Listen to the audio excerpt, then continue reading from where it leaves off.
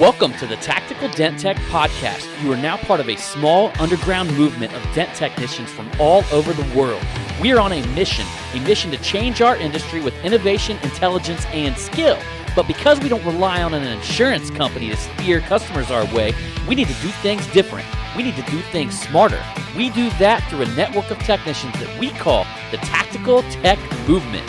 Now let's get this revolution started.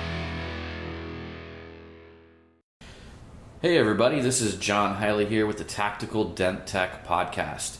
Got an interesting episode tonight. I'm actually going to allow my wife Angela here, who you guys all know is a co-host, to interview me. And the deal was that I made with her is that she could interview me, but she wasn't allowed to show me the questions. And I partially wanted to do that because I wanted a little bit of a reaction on the show. So if I actually get asked a question that's going to kind of stump me or I may not want to go into, you're going to kind of feel that in the interview. And so she thought this would be an interesting podcast, and I'm sure that it will. Yes, I'm going to be Oprah with a twist this evening. And she has had a couple shots of tequila, in case you guys are wondering, which definitely makes her go into her flow state or her happy place. Well, yeah, because as soon as you turn that button on that's recording, I go blank. Yeah, she pretty much started sweating profusely. No, I was not. You were... I don't have armpit stains. Yeah. Armpit sweat stains. Right. That's you. I know how to make them go away, though, so I did a video on that one time. Guys, all you guys out there, I'll just tell you real quick before we get into the interview. If you ever get what we call taco armpits, so you look down and your armpits are wet, and you're like, oh my God, I gotta give you some, we're gonna do something. Take a microfiber towel, wad it up, and stuff it on your armpit so your shirt is kind of bulged out right there. Take a hair dryer or even, all the dent guys out there, a heat gun, and hit that bad boy. It will dry up within about a minute or two per armpit. Hey, that's a good tip. That's my tech tip. That's a really good tip. How to get rid of taco pits. John told me that I was vascular. Vascular? I can tell you what vascular means. That means that you can see veins in muscles. I don't see no veins. Mm-hmm. Okay, you ready for the first question? Yes, go ahead. How do you feel about couples farting in front of one another? Remember we talked about this? That's an interesting question, and it's interesting that she brought it up. But I definitely, we have some friends that have been together for a while who do not fart around each other. And we actually have some other friends that the male will fart around the female, but the female won't fart around the male. And then, of course, we have some friends that are open farters, we would like to call them. Yeah. And like us. Yeah, like me and her. Yeah, she's definitely a farter. Do you feel that if they don't do that in front of one another, like they're almost kind of like hiding something or not being able to be their true self around one another? Well, I mean, it is an insecurity, They're not. I mean, if you're not comfortable, right? Or you may be worried that the other person would get disgusted or something like that. And you guys might hear our dog in the background. We're recording this at home, and it picks up the recording device that I'm using is going to pick up some room noise. So our little dog is back there tearing things apart, but just want to let you guys know if you hear a little bit of room noise. No, I mean, I don't think so. I think there's there's got to be a point where the ice is broken, right? And for whatever reason, that happened really early on with me and her. And 2 weeks. Yeah, 2 weeks. And here's the funny part: she is the one who did it first. Yeah, but we were dibbling and dabbling into something. Yeah. And it upset my stomach really bad. Right. And she ended up, it was so funny when it happened because I remember being 2 weeks into the relationship and thinking, God, this is killing me. Like, I'm going into the restroom and hiding to relieve myself and things like that. You'd be gone 15, 20 minutes. I was relieved. And as soon as she did it, I raised my leg and I just blew one right there. You're like, thank God. Thank God. I can finally be myself. My face was as red as a tomato. I couldn't imagine holding it for a lifetime. Oh, I wouldn't expect you to do that. So now it's kind of like, what is that? What is that thing where you pull the covers over your head and fart That's on a it? Dutch oven. I'll do that to her. All kinds of stuff. You like the crop dust? I'm one with it. Like, I'm one with it. I can do that. You are one with it. Okay, so on Friday night, you told me how at one point that you were scared to death about starting our business.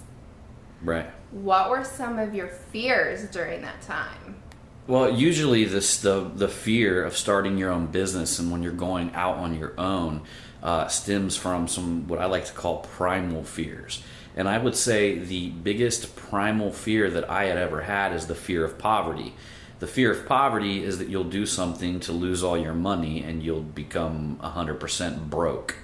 I would say that would have been my biggest fear because I had a family to take care of, and I knew that our entire existence at that time they were going to rely on me going out and doing this skill that we all do here, the paintless dent removal, and making money doing it. And at that time, guys, you got to imagine I was really young when we started this company, right? So it's true, the story that you see on denttrainer.com about us starting from a $300 and some odd apartment, and that's where we started. We didn't have a lot of money or a lot of resources to start this to begin with. So let alone knowing that now all the responsibilities were basically on my shoulders to make sure that this had to work out or we could lose, whatever little that we did have, would have been my primary fear. And I also had a fear of selling early on, So that was something like I had a fear of going in and presenting my services, things like that. Later on, it took a lot of work. Like, I'm not going to lie. I spent a lot of years working on myself and trying to become just better as an individual and as a business owner, and reading and listening to a lot of motivation stuff. I'm sure a lot of you guys have heard the story. Like, I listened to Napoleon Hill, Think and Grow Rich, for 2 years. I would say I listened to it every time that I was in my car, which was nearly every day. And it wasn't until later on that I was able to snap out of that fear. And for the longest time, I had a fear of the winter, because winter was when things slowed down. So we were always saving to get through the winter. But like I said, we started at the very, very bottom. So there was a lot of times when it's not like it was today or now, if you know what I mean. But the thing was that kind of blew my mind when you were telling me this was that I never knew that you were scared, because you played it off like everything was going to be okay. You never once showed me that you were scared about when you were running this business and whatnot. Well, the thing that a lot of people and a lot of men out there can relate to is that you don't really allow people to know, like, when you're in the middle of a battle, you don't show the fear, right? Yeah. And I want to say, like, John Wayne had a quote that courage is being scared to death but saddling up anyway, jumping on your horse, right? And not showing that. Because that's the next question right. I was going to ask. That's the next question the next question he was going to ask. Yeah, you because, went right into it. Because, like, I knew that if I was to show her that how scared I really was, then it wouldn't really do either of us any benefit, because I would have just pulled her into my own fears or my own insecurities about my own abilities. And by doing that, it would have did a disservice, because now she would have been caught in the same mental down spiral that I was currently in at that time. But I would say I was definitely a little worrywart. Yeah, she worries a lot more than me today. No, I don't worry as much as what I used to. Not as much as she used to, but a lot more than me. Like, I would say, like, there's not a whole lot that I worry about. I have this deep, like, belief that somehow, like, I got into myself, that if something closes, 2 doors open. Like, 1 door closes, 2 doors open. So I just, like, if a door closes, then I just let it close, and I wait and I watch until the next one's open. You ready for the next one? Sure. Okay. This is something we were talking about on Friday night too. So like a while back, we were at a family function and you were talking to a family member, and he indicated that since he went to college and he studied business, that he knew how to be an entrepreneur. Yeah. Now, I will say, definitely kept your cool because I had no idea this conversation even took place. But, like, what was going through your head at that time? How did you feel at that moment? What were you thinking? Well, one of the things that I think when somebody tells me that they're going through business college and that they know how to be an entrepreneur is that, number one, the individual that they're being taught by, the professor that they're being taught by, is probably not the best entrepreneur, because if he was, then he would be making 10x or 20x what he's actually doing by being a professor. And that's not knocking, the guy's profession. Somebody's got to do it. But the truth of the matter is college is really important for like the cliche type stuff. So college is super important to be a doctor, to be an attorney, stuff like that really takes a deep amount of study into, law or medicine or the human, anatomy, things like that. You for sure should go to college and learn that kind of stuff. But as far as being an entrepreneur, yeah, going to college is okay, but a lot of the real entrepreneurs dropped out and they were so good at what they did, they were making so much money that they couldn't afford to stay in college any longer. And I'm sure that there are a lot that have graduated from college, but the fact of the matter is that when they got out, that's where the real experience was learned. And you would actually find that a lot of people are much more successful as entrepreneurs are the ones who were very socially inclined in college. So they were the dudes who were, leading the parties and funneling beers and all this kind of stuff and making friends and building rapport, because that type of stuff will get you a lot further than the actual knowledge of, how you should be an entrepreneur, if that makes sense. Do you think that, like, a lot of people that go to college that study business, do you think that they actually end up following through after they graduate? Or do you think they end up going into something different? I have no idea what the statistics are, but I have looked up the statistics of successful business owners, ones that go to college versus ones that don't go to college. Yeah. And statistically, there are more successful business owners who do not go or graduate college. And that's because a lot of these lessons are learned, on the ground and in the business. I would say somebody would be much more valuable and they would learn a lot more if they went to a big company and hooked up with a real entrepreneur and told that entrepreneur that they would work for them for free. Yeah. If they could teach them how to do exactly what they do and allow them to help them build that business. Because now you're looking at a real functioning business. The theory of business just doesn't work, right? Yeah. And so I truly believe that, individuals who would do more of like an internship or offer their services for free would probably be better off, because then they wouldn't owe that type of money at the end of their college, and they would get much more experience if they were actually out there in the workplace. But it was kind of a trip to listen to somebody who's never run a business or opened a business. And that's what you guys got to be careful about, because I see this occasionally. I see somebody who's out there who has never opened a business or opened their own business. They work for somebody else, yet they're trying to teach people how to run their business, okay? You can't teach people something that you don't know, all right? And there are people out there that do that. And that's one of the very first questions that I ask myself when somebody's out there and they're trying to teach me something. I don't really look at what they're saying as much as I look at what they've done.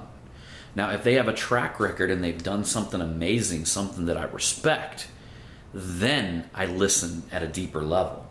But if they haven't, or they're employed and they're trying to teach me how to run my business, I would rather talk to the person who employs them, right? Yeah. True, true. Okay, I'm gonna throw you off guard here because I'm gonna ask you kind of like a cute question. But do you remember the first song that you've ever sang to me? Oh God, wow. The very first song that I've ever sang to you. See how you sung to me. I might be in trouble for this, guys, because I do not 100% remember that. You gotta think, it was like when we were first together. I remember we were upstairs in your bedroom, and you had this little CD player, Mm-hmm. and you had that long hippie hair. Ah, geesh. Was it something about getting you naked? No, John, come on now. It was probably Mike Jones, like. No, you were no. You were like in your I wasn't little. even into You were in Mike your Jones, no. right? You were in Yeah. your hippie face No. when I met you. Was it like a Grateful Dead song? Nope. Oh God! Wow, Sublime. Nope. Oh my God. Well, I don't know. Can you tell us? You really don't know. I'm actually in trouble, guys. I'm getting the eyes right You now. really do not know. You don't remember at all. Tell me what it was. John. I'm in trouble, guys. You hear this? You really don't remember. Uncle John's Band. No, it wasn't no damn Grateful Dead song. Was it Dr. Dre? Oh my God. You're like doing so good on all these questions, Yeah, and then I I'm ask you bad. this one. It's like, It's like I forgot our anniversary or something like that, or stepped on her puppy. Oh my goodness. What It was was a it? Bob Marley song. Oh, Could You Be Loved? No. Three Little Birds? Yes. Oh, there we go. I was a big Bob Marley. I'm still a big Bob Marley fan. I can't believe you did not. I thought for sure you would This is the remember that. very first time you've ever reminded me of what it was. Oh my goodness. You're going to need a spanking. I'll take that. Okay, when do you feel that you had a breakthrough with dent removal? I can actually remember the exact moment, guys, that I had a breakthrough with dent removal. And we're talking about the repair process, like when I knew that I knew how to do it, or Yeah, are we like, talking about like a business breakthrough? No, like when you first started out, how you always stated that, you know, it was like really tough and hard to remove dents. Like when, at what point did you have like a breakthrough where you just started like, you know, removing dents pretty fast? I would Taking say, them out, not I would say that would have been my very first hailstorm. like you found your flow. Yep. That would have been my first hailstorm that I had went to. And, well, no. I would say, no, I'm going to go back and say it was 2 years into it, and I was on Alan Besco's car lot. And I was doing a repair, and like every day I was struggling on these repairs, struggling to get them perfect, right? And then all of a sudden, one day I looked into the fog light, and I just seen it the way that I was supposed to see it. It's like all of a sudden, like I understood the reflection source. I understood what needed to happen. And at that point, it was a flip right there. Now, and I'm not saying that I became like super fast at that point, but at that point, it was like a light switch just flipped on. And I could suddenly see the dents in the context of what they were supposed to be seen. Because previous to that, I wasn't fixing them fully, and I really couldn't even understand why. You know, there was nobody there helping me. It was me out there on my own. And one day, it just clicked. And I was able to see the entire interior of the dent. I was able to see lifting it up. And it was like a light switch went off. How was that? How, like, the feeling that you had? I felt amazing. I had to stop and like rethink it. And I was like, I knew right in my mind, I was like, wow. I'm like, it was like a paradigm shift. Yeah. Well, that's awesome. Okay, is there a quote, a song, maybe an album that you ever refer back to keep you motivated? Maybe when you're not having like such a good day. Maybe, let's say like back then compared to now. Because back then was more of a struggle. Was there something that you ever kind of like went back to that kind of lifted your spirits up or gave you that oomph that you needed so you could tackle your day or maybe be able to go out and get a new account? Yeah, I would say that I would go again back to the Napoleon Hill Think and Grow Rich book.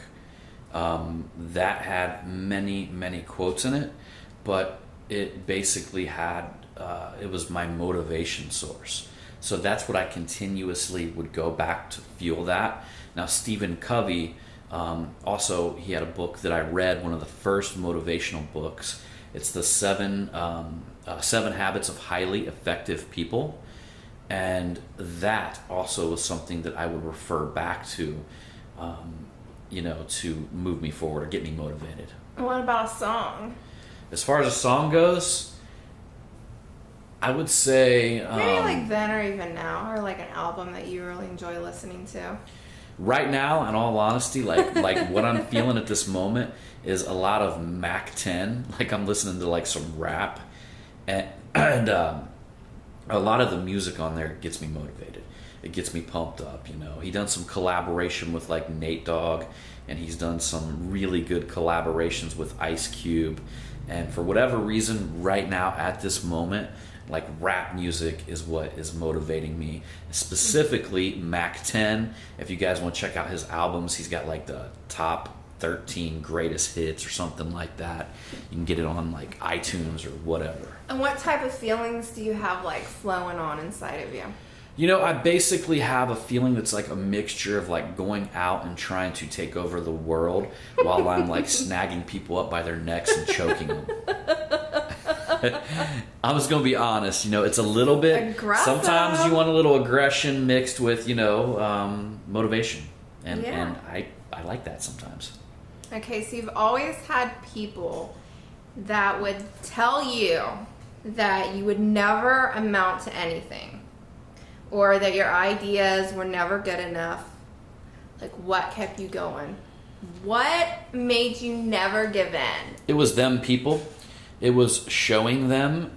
What about that one person when you were in school, when you were in high school? When I dropped out of high school, the superintendent, Jerry Clark, told me that I would never amount to anything at all.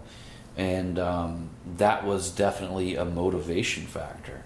I basically said to myself, there's never going to be a day in my life that I'm going to need my high school diploma. And that's because I'm going to go out and make it happen. And that's the one thing about being an entrepreneur. You don't need a piece of paper to tell you to go be an entrepreneur. You don't need an outside source to tell you you can go be an entrepreneur. Everybody in the world can tell you that you shouldn't do it, but you don't need their approval to go out and be an entrepreneur.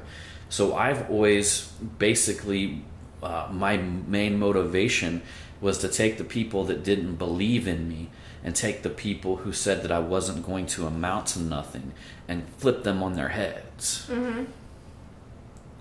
And that would be pretty much like people that were like superintendents or teachers at schools. Mm-hmm. Would you say even like family members as well? I don't know. The family thing is not really any motivation on that end. But yeah, I would say people like that, but ideally also the people that I run into now that become like my haters. Like I would say that I almost like appreciate that and I see that like as fuel, right? So, and I also understand that if I'm not out there creating a significant amount of people who might not like me, then I'm not doing anything worth their attention. So that's the thing about business. When you go strong in one angle, or when you go strong somewhere, there's going to be a lot of backlash, right? That's why if you see any of the guys out there that really play at neutral and really sit in neutral, they're not doing anything. They're just out there making a bunch of friends, right? But the people who are really hitting it hard and really going aggressive in any field are going to create a section, and even in their own industry, of people who don't agree with it, right? Mm-hmm. You're going to have that. jealousy arises. That's the big thing, is jealousy. And, there's just a lot of emotions that arise from that. Have you ever felt like doing dent repair, you ever had kind of like a meltdown moment? Oh, yeah, I've had many of them. I've had days where everything falls apart. Like, everything falls apart. Everything goes south on me. And I just want to, like, crawl in a hole and, and die for a little while and then come back out later. Yeah, but you haven't really had many of those days now. I mean, most probably more definitely, like, back then. Yeah. Not as many now because, guys, what you guys got to understand about me is I don't do a lot of things that I don't want to do. So, like, I'm one of them people that just, I don't allow anybody to, like, dictate my time. You know what I mean? I want to do what I want to do when I want to do it. And because of that, I don't have as many of them days because I'm not doing things that are kind of like against my own will, right? Yeah, I would say you definitely are someone that could never have like a boss trying to tell you what to do. You've always been somebody that's always went kind of like against the grain. Yep, but I'm also here. But here's the thing, guys. You got to mix that, okay? If you want to be that, right, you also got to be somebody who gets really disappointed in yourself if you don't make things happen in your life. If you're not living a successful life or doing things that are successful in your life, you get really disappointed with yourself. So when you mix them two together, number one, you become independent and you do what you want, but you can't be content unless you're moving forward in life and doing things that better your life, right? So, I mean, that may sound like a contradiction, but it's definitely not a contradiction to me. It's like the cocktail. Because if you're just a person that just does what you want all the time, you might end up just going fishing all the time, you know what I mean? Or not going to work or laying around all day, right? But if you mix that with an intense desire or drive to be successful, and whatever you define as success, I'm not calling money success, but whatever you define as success, then that's the things that you got to mix together to move forward in that way. So what was it like jumping out of a 2-story window? And Well, back then I was a pretty good runner, and I got in the front page of the newspaper for that. She's talking about a party that my friend had when we were kids. Back in the day. A man jumps out of it was on the front page of the newspaper where the man jumps out of a 2-story window to basically got away from the police. And what was crazy is that I don't really remember anything. I remember like timing it. They had a line of people taking breathalyzers at my buddy's party. This was like the biggest party of all time, y'all. I mean, we had a rapper there, but it was like a bunch of regular suburban kids. You know what I mean? And it was just the wildest thing ever. And of course, the police hit it, and we had a whole lineup where they had like 3 lines of people taking breathalyzers, and the police were circling the house. They were getting ready to come in. My only option, my buddy comes up in handcuffs to try to get everybody to come out. But he just walks up to me. He says, "John," he goes, "you got 2 options. It's either out that window or with me in these handcuffs." So I was like, all right, I'm out the window. Got up there, and there was police walking around. Jumped out. Actually did a roll. I was in judo. I did a judo tuck roll, hit the ground, and took off running. And all I heard behind me was the crowd erupting in cheers, going, yeah, and clapping for me. And I heard feet behind me too, the police officers. And back then I wrestled 152, okay? So if you can imagine, I mean, I was a skinny guy that was in really good shape, or a smaller guy that was in really good shape at that time. And I just blew them police officers away. I mean, I got away clean. My house was 2 blocks away. My mom let me in right on time, and it was good. And they didn't get you. They never got me that night.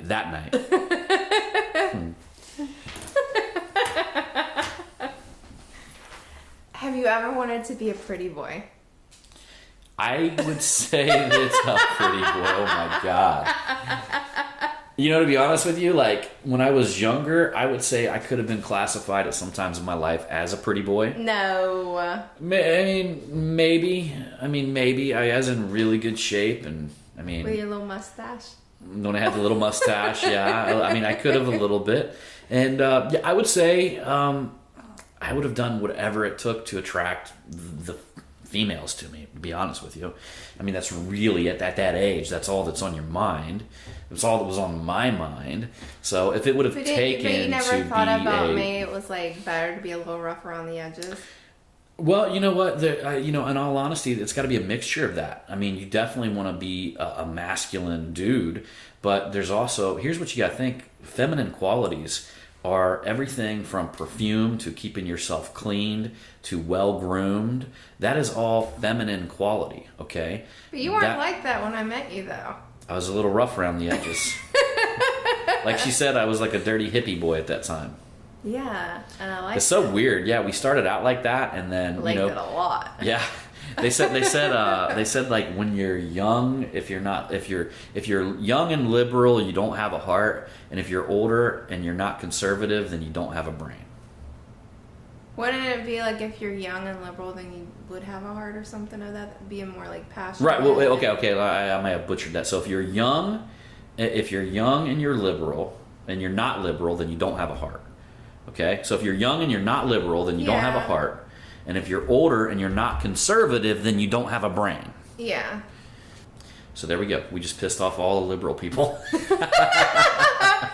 That's okay. That's okay. So you actually, like, back in the day, you would have, like, wouldn't mind if you were actually somewhat of a pretty boy then? I can't really see that, though. You know, it just depends how you define it. I don't know how you define a pretty boy. Pretty boy, I'm always thinking, like, the hair is perfectly placed. I'm thinking of, well, no, like, I always cut my hair. like, Yeah, okay. real preppy. Like, preppy clothing, the hair in place, you know, not, like, an ounce of... You know, like, really... No, I was definitely never that, but I had some quality. I tried to any quality that would get me more girls, you know, is what I tried to refine myself, right? I'm just being honest, and I ended up getting you, so yeah, but you were rough around the edges. I was going after a different demographic at that time. I hit my demographic. And you did good. You did good. Because different girls like different stuff. There's different demographics. That's true. That is true. You played all fields, right? No. No, I meant not like that. Not like not like That's not the next question, Jan. I have never played all fields. No, it's not. Oh, now my face is like really hot. Okay. So, what makes you dream big? What makes me dream big is the realization that, look, if your dreams are really small, yeah, you may achieve them, but then you just achieve something that was really, really small. Mm-hmm. Why not just ask yourself, like, what do I want? Why do I want it? And what do I want? And then be honest with yourself, like, be self-aware and write down what you want. I mean, if it's to change the world, write it down. Write down how, what you're going to do, right? And dream as big as you possibly can, because on the journey trying to get there, you're going to cover a lot of ground. Okay. Mm-hmm. So if you just have a really tiny little dream, right, then you're just going to get there and it's going to be over. As a man, you're not meant to live like that. You're meant to have a bigger vision, something bigger that you're walking towards, you know, and that is something that, you know, even if I hit my biggest dream, my biggest dreams, I would want to dream bigger than that. Mm-hmm. Because I never want to be at a point to where I say... You don't want to be stagnant. Yeah, you never want to stop. Because part of it is the hunt. And part of it is being out there and working towards something that's bigger and better, you know. You like to be the hunter, don't you? Sometimes you got to be the hunted, though. You like to be hunted?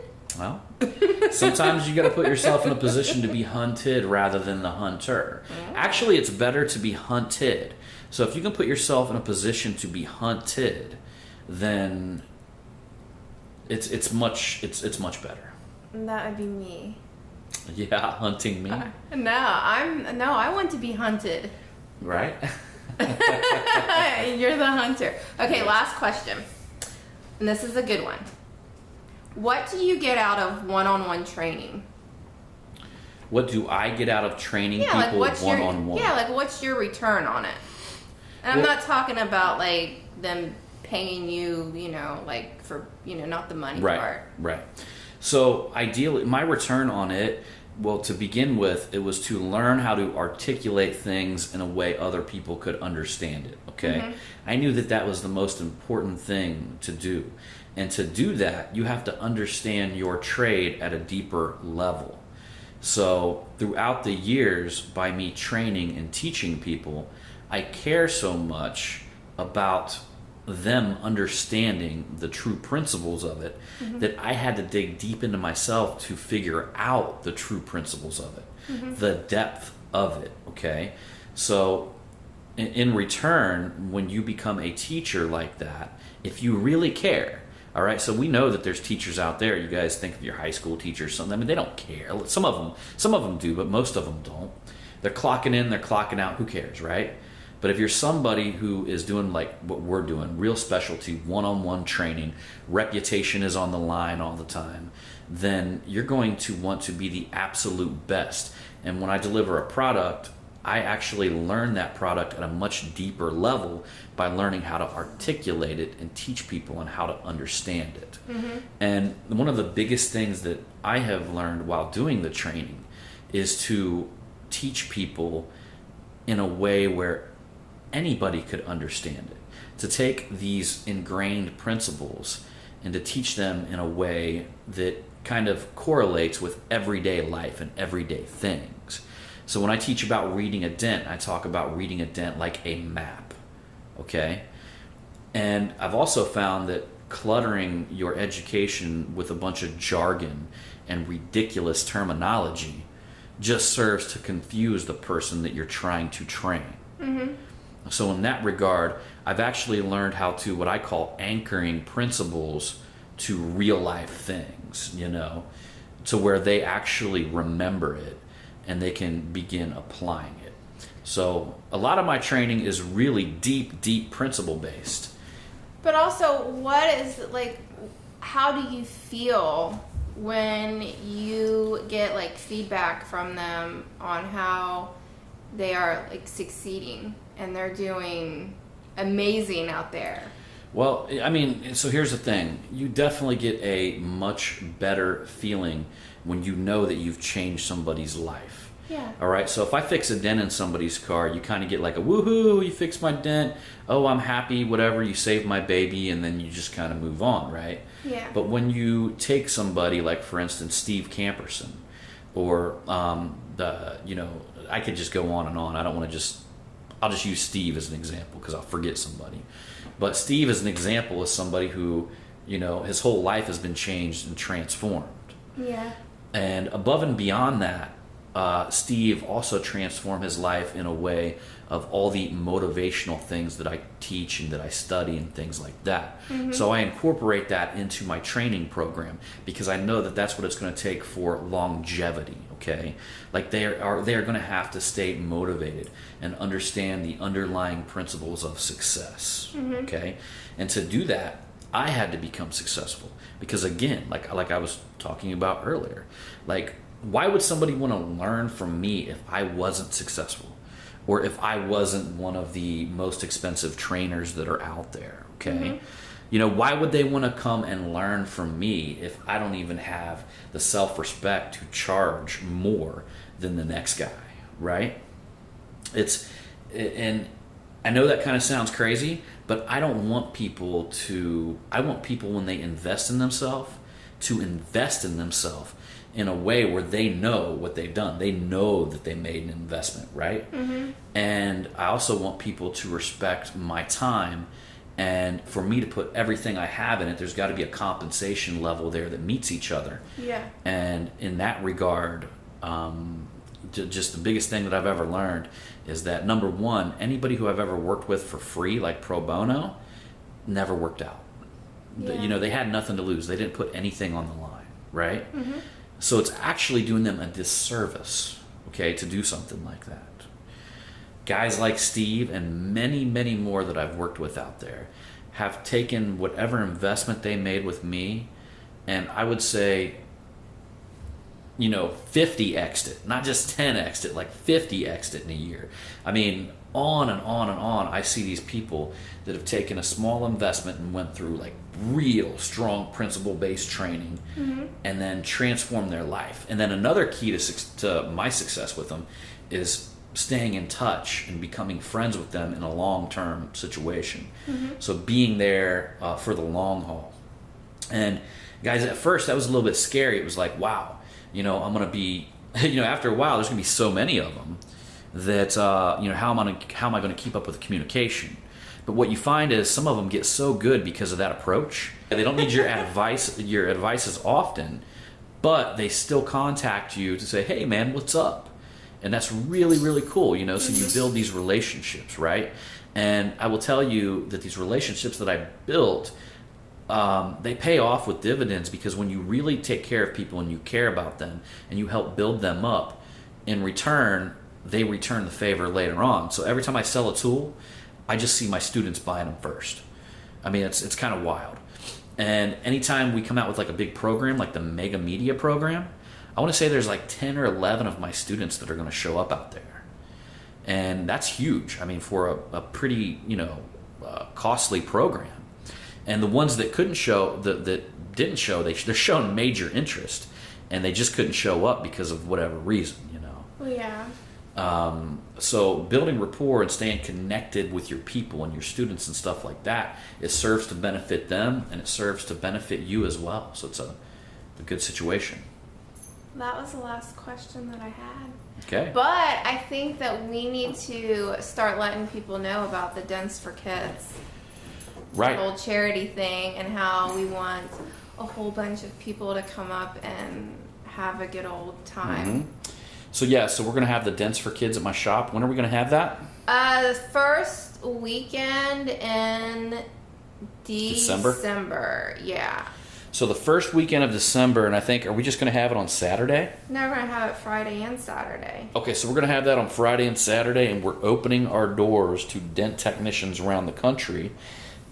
You'll have to contact me, though. Get a hold of me, because the spots will fill up. I can't occupy like 50 people or something like that. But we can probably let 15, 20 people come up there and, hang out, help out. And we'll be doing some food, and then later on that night we're going to be cruising around, hitting the town, having a good time. We're going to do bar hopping one night, and then the next night on Saturday we'll be over at the karaoke bar. Right. So that's when it will really get wild, like Saturday night. Saturday night, right? Yeah, we're going to be bringing in food there and all that stuff. So it's kind of an open invitation for all of you all out there. Yes. I would definitely like to see some Dent Trainer members, some Tactical Dent Tech and podcasting if you're fans. married, bring your wives. Yeah, bring your wives. It'll be a good time, and you'll be able to hang out with us, and you'll be able to fix some dents with everybody there for a good cause, and we'll have a good time. Bring some toys too. Toys. Bring some toys. Bring some toys. So, all right, guys, that sums up our podcast tonight, and some interesting questions there. Everything from farting to success, motivation. A little bit of everything. A little bit of everything there. So that was... I hope I kept it entertaining. I think you did. I think you did. Because I kept it real. Right. So anyhow, y'all, we appreciate you. And again, we look forward to seeing you on the next one. Yep, it's all about the hustle, people.